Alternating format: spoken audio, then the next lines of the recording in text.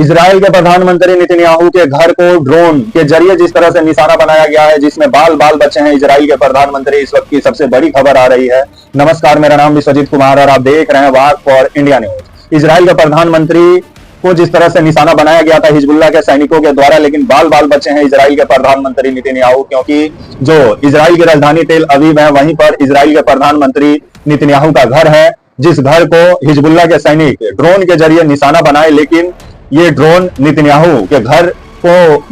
पे ना गिरा, ये किसी दूसरे के घर पे जाके गिरा, जिस वजह से इस हमले में नेतन्याहू बचने में कामयाब हुए। और इस वक्त की सबसे बड़ी खबर आ रही है, तो वहीं ये ड्रोन के द्वारा जो इजरायली प्रधानमंत्री को जो हमला बनाया गया था हिजबुल्लाह के सैनिकों के द्वारा, जिस ड्रोन हमले में बाल बाल बचे हैं आपके इजराइल के प्रधानमंत्री, दरअसल जो हिजबुल्लाह के सैनिक थे वो लेबनान से एक ड्रोन को जिस तरह से इजराइल की तरफ छोड़ा गया था, जो तेल अवीव में जो इजराइल के प्रधानमंत्री या नेतन्याहू उनके घर को निशाना बनाया गया था ड्रोन के जरिए, लेकिन वो ड्रोन नेतन्याहू के घर पर ना जाके गिरा, वो किसी दूसरे के घर पे जाके गिरा, जिस वजह से ये हमला पूरे तरीके से नाकाम हो गया और नेतन्याहू बाल बाल बचे हैं। तो वहीं ये जो आपका इजराइल और हमास का जो युद्ध जो पिछले साल 2023 में अक्टूबर में स्टार्ट हुआ, वो युद्ध अभी भी जारी है। और जो युद्ध हमास और इजराइल के बीच शुरू हुआ, वो युद्ध धीरे धीरे हमास होते हुए लेबनान में जो हिजबुल्लाह के सैनिक हैं उन तक पहुंचा। उसके बाद इजराइल ईरान इसमें कूदा। उसके बाद हुती विद्रोही जिस तरह से हमास के साथ देते हुए अब नजर आ रहे हैं, जिस वजह से 4 मोर्चों पे अभी इजराइल लड़ रहा है और इजराइल अभी चारों तरफ अपने दुश्मन देशों से भी घिरा हुआ है। तो वहीं खबर जिस तरह से आ रहा है कि ये जो आपका इजराइल हमास को खत्म करने के नाम पे जिस तरह से गाजा पट्टी में सरेआम कत्लेआम मचाया हुआ है, और इजराइल को भी सोचना चाहिए कि हमास को खत्म करने के नाम पे जिस तरह से आम फिलिस्तीनियों को गाजा पट्टी से इजराइल खत्म करने में लगा हुआ है और नरसंहार करने में इजराइल लगा हुआ। और दुनिया के जो बड़े बड़े राष्ट्र अध्यक्ष हैं, चाहे अमेरिका हो, चाहे आपका इंग्लैंड हो, चाहे आपके और भी जो बड़े राष्ट्र अध्यक्ष हैं, वो लोग इस मौत का बैठ के तमाशा देख रहे हैं और आए दिन बयान देते हैं कि हाँ, राहत सामान पहुंचाया जाए गाजा पट्टी में। और अमेरिका इसमें सबसे आगे रहता है। अमेरिका बोलता है कि नहीं, गाजा पट्टी में जो आम फिलिस्तीनी है, जो इस हमले में जिनका घर बार उजड़ गया है, उनको राहत सामग्री पहुंचाने के लिए इजराइल मदद करे। लेकिन यही अमेरिका है कि इजराइल को गन बारूद भी भेज रहा है कि तुम बम बारूद भी फोड़ो और आम लोगों को मारो, क्योंकि अमेरिका समझ रहा है, क्योंकि बिजनेस का नीति सीखना है तो अमेरिका से सीखिए कि एक तरफ खाना पानी भी भेज रहा है और एक तरफ गन बारूद भी भेज रहा है। समझ में नहीं आ रहा है कि अमेरिका करना क्या चाहता है।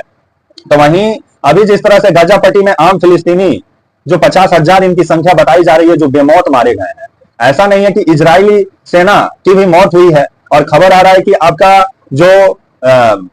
3,000 4,000 से ऊपर इजरायली सैनिकों की भी इसमें मौत हुई है। आम इजरायली लोगों का भी इसमें मौत हुआ है। आपका खबर आया कि जो आम इजरायली लोग हैं, 1200 इजरायली लोगों का मौत हुआ था जब हमास 2023 7 अक्टूबर को जो इजराइल पे हमला किया, जिसमें 1500 अभी तक चल रहा है। अभी तक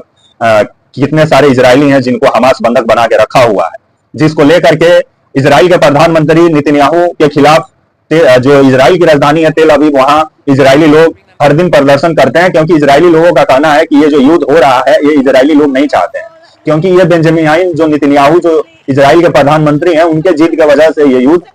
हो रहा है। और ये युद्ध धीरे धीरे ऐसा लग रहा है कि तृतीय विश्व युद्ध में तब्दील ना हो जाए, क्योंकि जिस तरह से इसमें ईरान कूदा हुआ है और ईरान को सपोर्ट रूस करता है, अगर रूस आ जाए आपका ईरान के सपोर्ट में और इजराइल के सपोर्ट में अमेरिका आ जाए, तो समझ लीजिए कि तीसरा विश्व युद्ध होना निश्चित है। तो वहीं खबर जिस तरह से आ रहा है कि आपका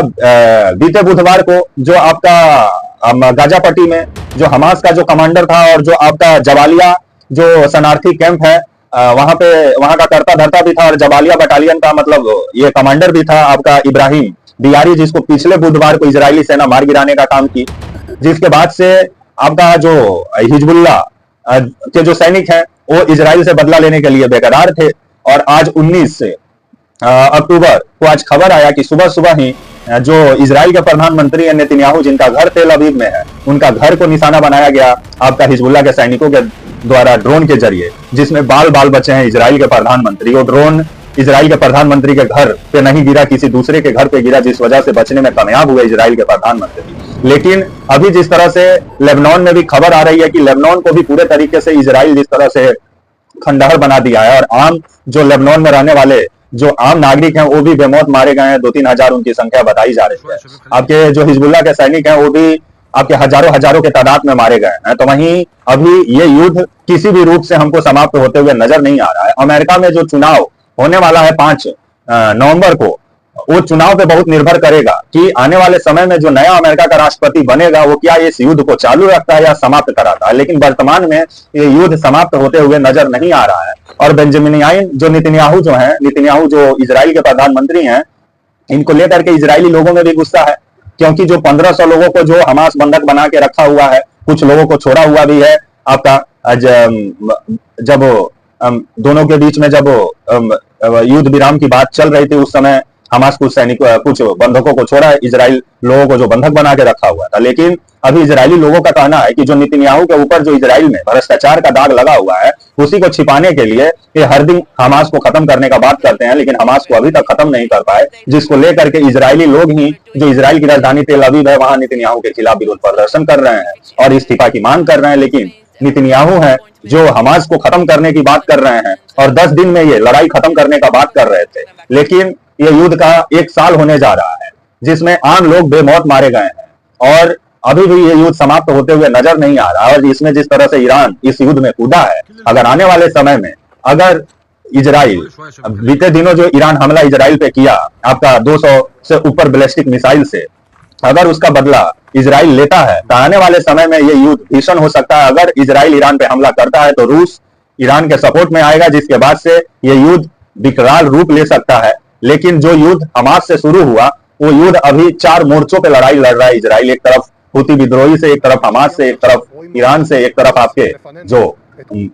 हमास के सैनिक हैं उनसे। जिस तरह से इजराइल अभी चारों तरफ अपने दुश्मनों से घेरा हुआ है, क्योंकि जो इजराइल के पड़ोसी देश हैं, लेबनान है, सीरिया है, जॉर्डन है, मिस्र है और बगल में भूमध्य सागर है। और ये जो आपके जो चारों देश हैं ये इजराइल से इनकी बॉर्डर सटी हुई है। तो आने वाले समय में देखा जाए क्या होता है। और जिस तरह से गाजा पट्टी को इजराइल पूरे तरीके से खंडहर बना दिया है और 50,000 से ऊपर आम फिलिस्तीनी मारे गए हैं, नरसंहार जिस तरह से इजरायली सेना गाजा पट्टी में की है, इसका तो जवाब नेतन्याहू को तो देना ही पड़ेगा। तब तक के लिए नमस्कार, जय हिंद, वंदे मातरम।